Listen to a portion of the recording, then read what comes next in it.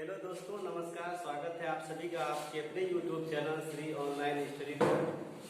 दोस्तों, जैसा कि हम लोग भूगोल पढ़ रहे थे तो भूगोल की क्लास में मैंने जो है स्थलीय सीमा, जलीय सीमा, द्वीपों के चैनल, ठीक है, और इसके बाद जो है मैंने कल कर्क रेखा पर स्थित भारत के राज्यों की बात की थी, भारतीय मानक समय की बात की थी, ठीक है ना।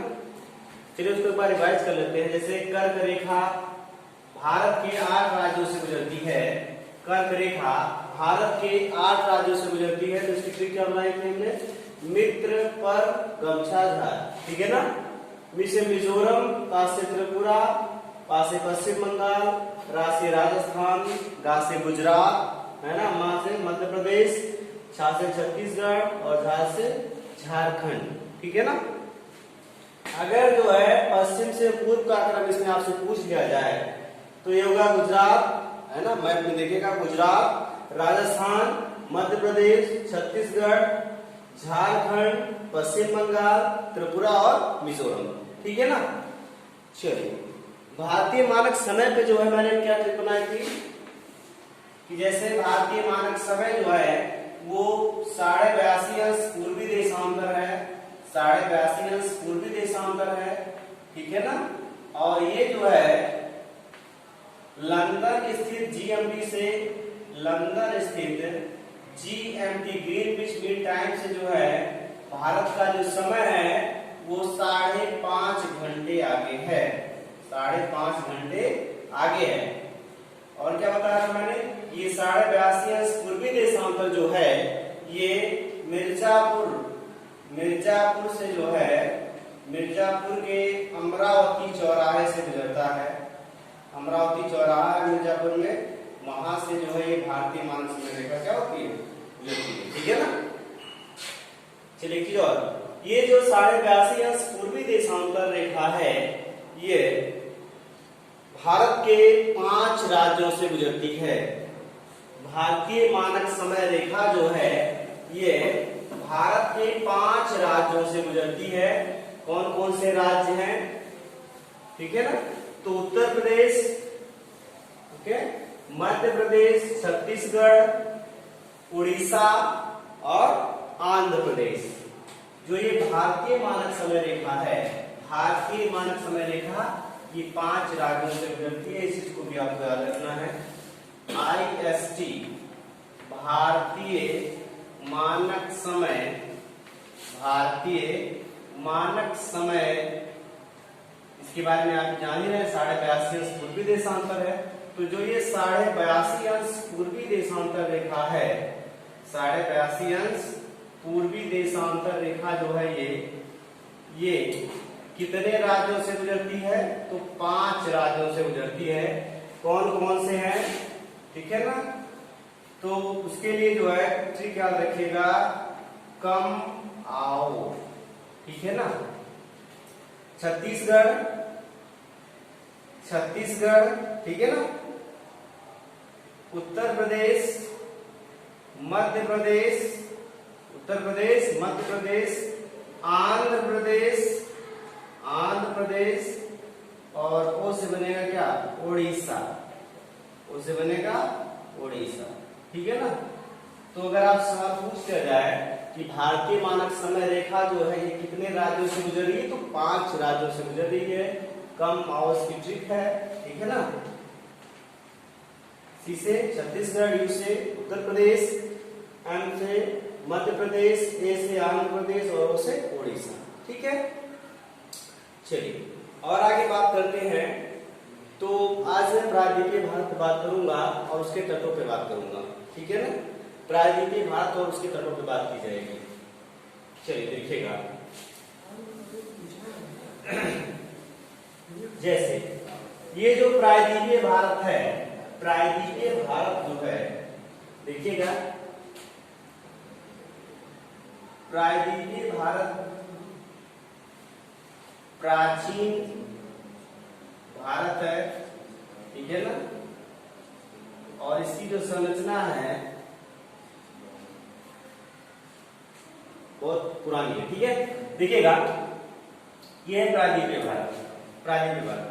प्रायद्वीप किसे कहते हैं? तो प्रायद्वीप जो है, पहले इसको जान लेते हैं। प्रायद्वीप, प्रायद्वीप क्या होता है ये? तो ऐसी जमीन जो तीन ओर से ऐसी जमीन जो तीन ओर से पानी से घिरी हो, जल से घिरी हो, ठीक है ना, और एक तरफ स्थल से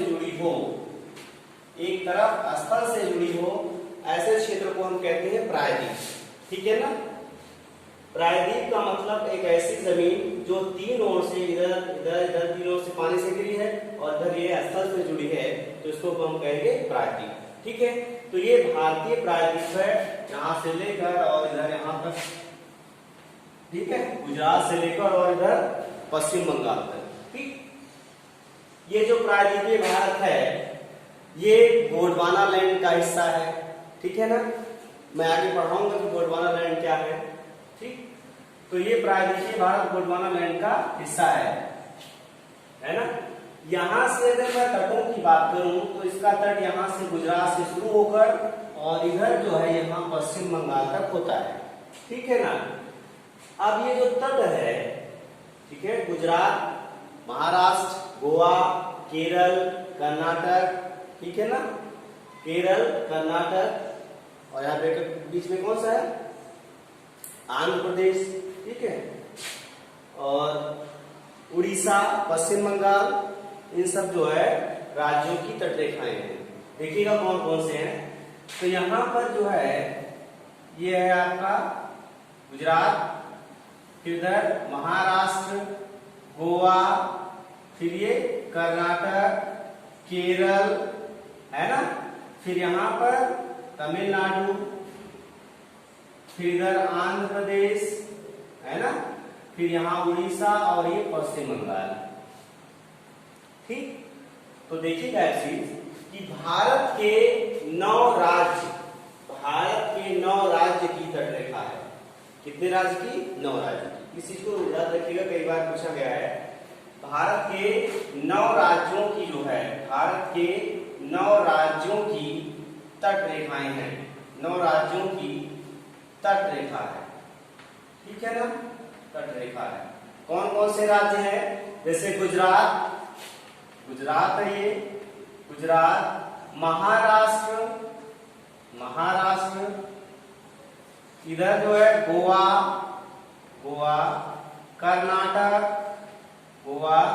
कर्नाटक, केरल, इधर तमिलनाडु, केरल के बाद तमिलनाडु, ठीक है ना, और इधर आंध्र प्रदेश, ठीक है, यहाँ पर उड़ीसा, आंध्र प्रदेश, उड़ीसा, और इधर जो है पश्चिम बंगाल, ठीक है ना।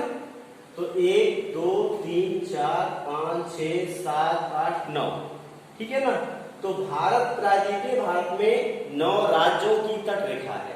कितने राज्यों की? 9 राज्यों की। ये सवाल कई बार पूछा गया है कि भारत के कितने राज्यों की तटरेखाएं हैं, तो वो है 9 राज्य, ठीक है। अब सबसे लंबी तटरेखा किस राज्य की है? सबसे लंबी तटरेखा वाला राज्य कौन सा है? तो सबसे लंबी तटरेखा किस राज्य की है? गुजरात की है, ठीक है ना। गुजरात की तटरेखा यहाँ से ऐसे शुरू की तटरेखा इसकी ऐसे, ठीक है ना, और यहाँ तक जो है इसकी रेखा है गुजरात की। तो सबसे लंबी तटरेखा वाला राज्य कौन सा है? गुजरात है। ये सवाल भी कई बार पूछा गया है, ठीक है। दूसरे नंबर पर कौन सा आएगा? पहले नंबर पर तो ये है, इसके बाद जो है दूसरी सबसे लंबी तटरेखा वाला राज्य, दूसरी सबसे लंबी तटरेखा वाला राज्य कौन सा है? दूसरी सबसे लंबी तटरेखा वाला राज्य कौन सा है? वो है आंध्र प्रदेश। कौन सा है? आंध्र प्रदेश, ठीक है ना।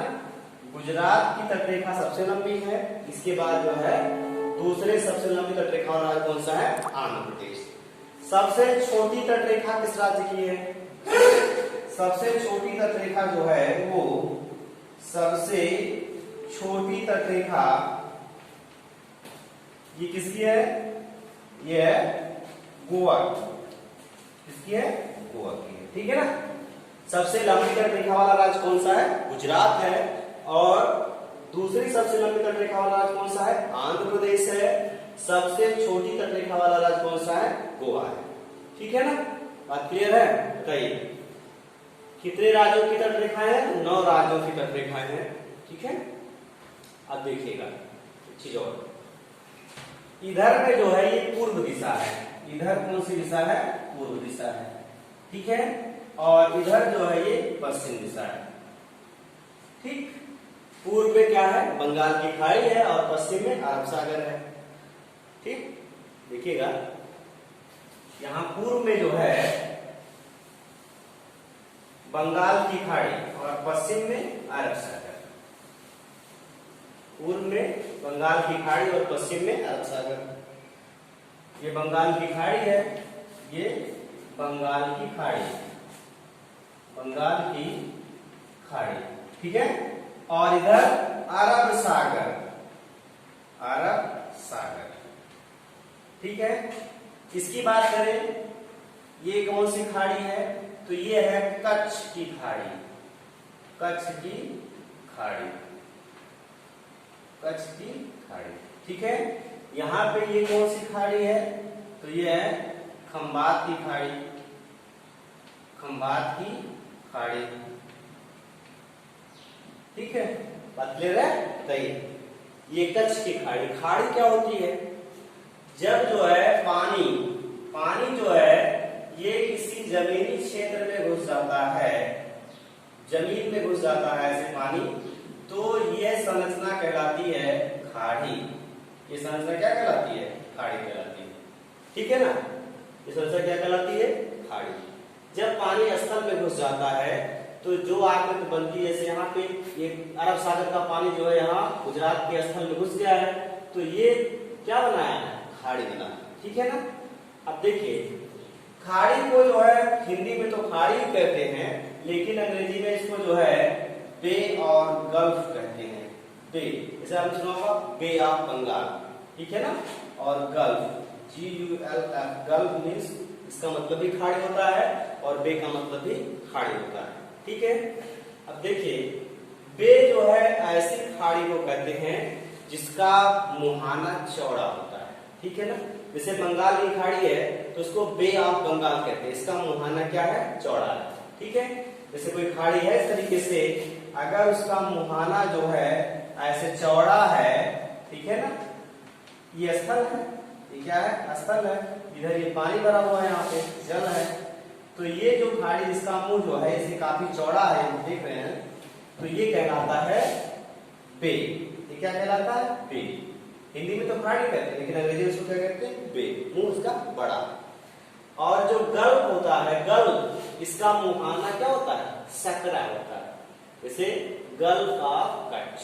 ठीक है ना, बे ऑफ बंगाल। तो बे का मतलब ऐसी खाड़ी जिसका मुहाना चौड़ा होता है, और गल्फ जो होती है ऐसी खाड़ियों को कहते हैं जिसका मुहाना जो होता है वो सकरा होता है। ठीक है ना, जैसे ये जो है कच्छ की खाड़ी को हम कहेंगे गल्फ, गल्फ ऑफ कच्छ।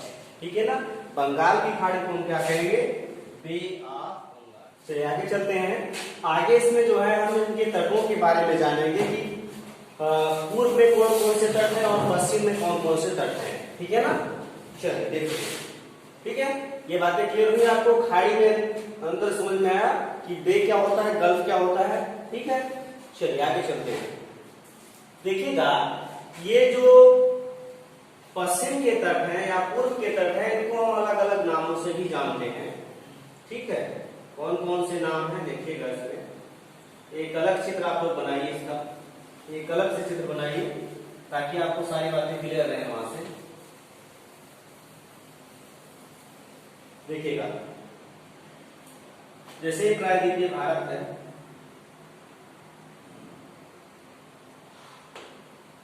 प्रायद्वीपीय भारत कुछ इस तरीके से है, आप लोग और अच्छे से बनाइएगा। यहां पर जो है कई तट आपको नजर आएंगे, यहाँ गुजरात से लेकर और पश्चिम बंगाल तक। ठीक है ना, गुजरात से पश्चिम बंगाल अर्थात 9 राज्यों की तटरेखा है, आपने पढ़ा है इसको। तो देखिए गुजरात है ना, गुजरात, और इधर ये महाराष्ट्र, फिर यहाँ गोवा, फिर ये कर्नाटक, केरल, ठीक है, तमिलनाडु, आंध्र प्रदेश, उड़ीसा और ये पश्चिम बंगाल, ठीक है ना। ये है पश्चिम बंगाल, पश्चिम बंगाल, इधर उड़ीसा, उड़ीसा, ठीक है ना, उड़ीसा, इधर फिर आंध्र प्रदेश, आंध्र प्रदेश, ठीक है, यहां पर तमिलनाडु, तमिलनाडु, ये केरल, कर्नाटक, ये है गोवा, इधर ये महाराष्ट्र, महाराष्ट्र, ठीक है ना, और यहां पर ये गुजरात। सबसे लंबी तटरेखा किसकी है? गुजरात की। सबसे छोटी किसकी है? गोवा की, ठीक है। तो यहाँ गुजरात से लेकर ये तट जो है, यहां से शुरू होकर ऐसे जो है गुजरात, गुजरात से गोवा का तट यहां तक, यहां गुजरात से लेकर गोवा का जो ये तट है, इसको क्या कहते हैं? कोंकण तट। इसको कहते हैं कोंकण तट, कोंकण तट, ठीक है ना। गुजरात से गोवा का तट क्या कहलाता है? कोंकण तट। गोवा से कर्नाटक के मंगलोर का तट, कर्नाटक के मंगलोर, मंगलोर नहीं, कर्नाटक के मंगलोर का तट, ये कहलाता है कन्नड़ तट, कन्नड़ तट, ठीक है ना। ये क्या कहलाता है? कन्नड़ तट। और ये केरल का जो तट है, तमिलनाडु के कन्याकुमारी तक का, ये केरल वाला तट कहलाता है मालाबार तट, ठीक है ना, मालाबार तट, मालाबार तट, ठीक है ना। गुजरात से लेकर गोवा का जो तट है, इसको हम कहते हैं कोंकण तट। गुजरात से लेकर गोवा तक का तट क्या कहलाता है? कोंकण तट। गोवा से कर्नाटक के मंगलौर का तट, कर्नाटक के मंगलौर का तट ये कहलाता है कन्नड़ तट, ठीक है ना। और मंगलौर से लेकर ये कन्याकुमारी तक अर्थात केरल का तट जो है, ये कहलाता है मालाबार तट, ठीक है। समझ में आ रही है? चलिए आगे चलते हैं। ये तमिलनाडु का जो तट है, तमिलनाडु का जो तट है, इस तट को हम क्या कहते हैं? कोरोमंडल तट, कोरोमंडल तट, ठीक है ना, कोरोमंडल तट।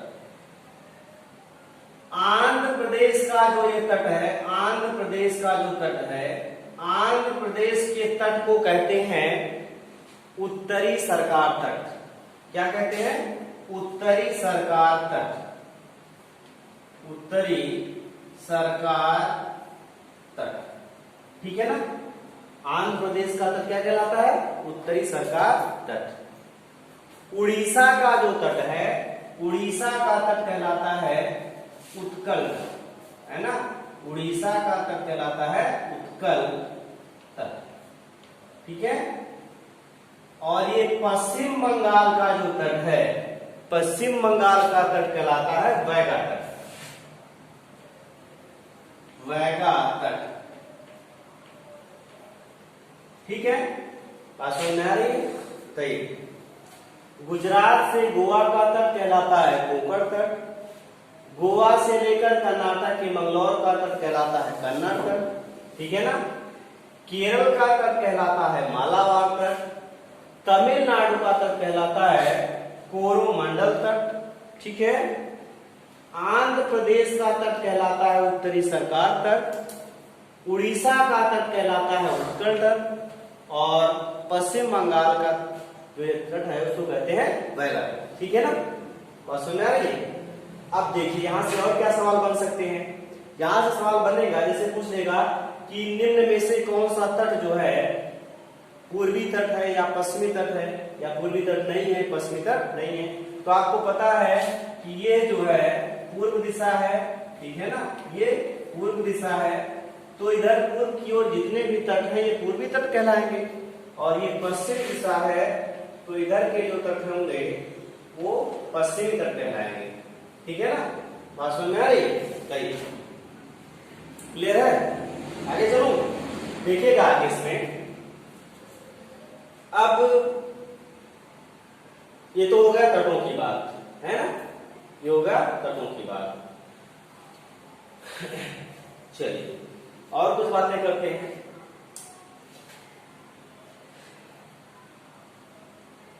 ठीक, चलिए देखिएगा आगे।